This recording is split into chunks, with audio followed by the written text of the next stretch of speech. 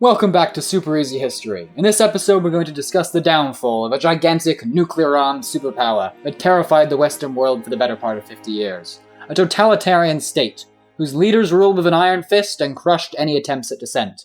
Until one of them didn't. Before we begin, if you enjoy learning about all sorts of history-related content here on Super Easy History, make sure you don't miss anything by subscribing and clicking on the notification bell down below.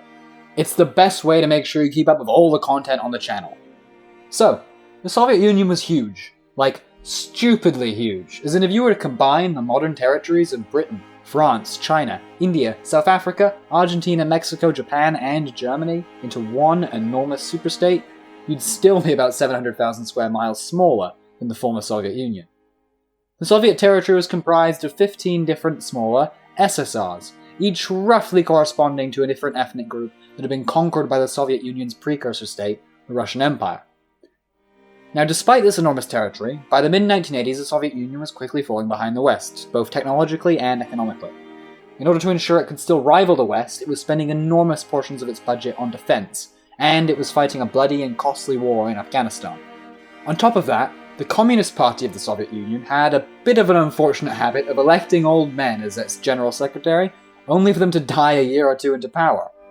But in 1985, a new Soviet General Secretary, Mikhail Gorbachev, was elected. Gorbachev could see that his country's benevolent communist system was just not serving the Soviet people, as well as the evil capitalistic democracies in the West. Funny how that happens sometimes, isn't it? His platform was centered around two key policies: glasnost, openness, and perestroika, restructuring. They were intended to lessen state control of the economy, lift restrictions on individual freedom, and allow the Soviet people to speak their minds at last.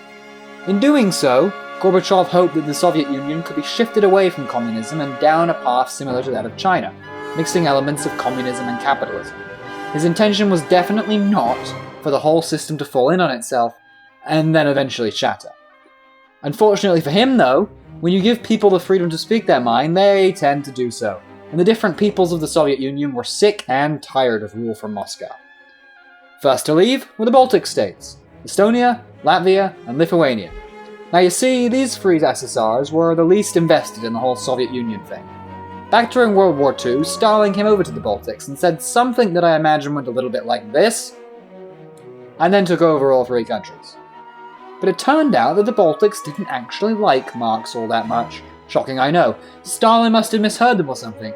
So they claimed that their annexation by the Soviet Union during World War II was somehow illegitimate, and that rather than becoming independent nations once again, they were removing an illegal Soviet occupation of their territories.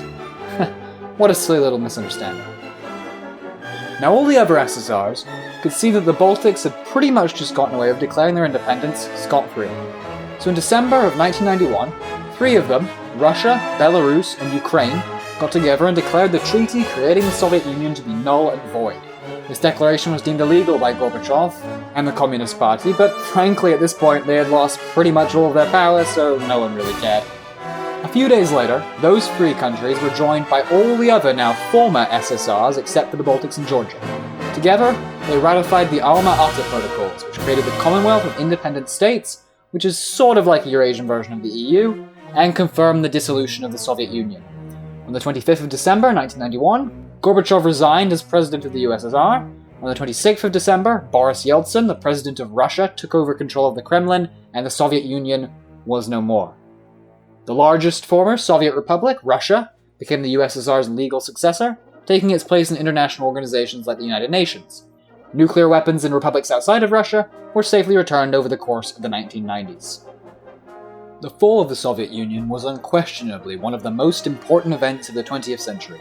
Its demise ended the Cold War, brought democracy to former SSRs and the Eastern Bloc, and allowed for the expansion of NATO and the European Union. It was not, however, a universal good.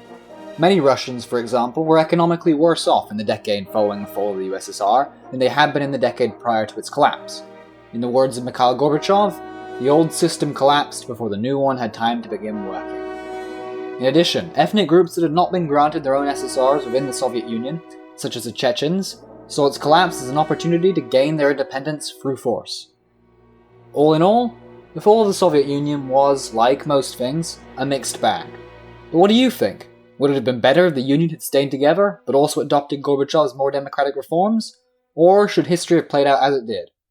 I'd love to hear what you think in the comments down below. Also, don't forget to subscribe and like the video, and get that notification bell on to make sure you don't miss an episode of Super Easy History.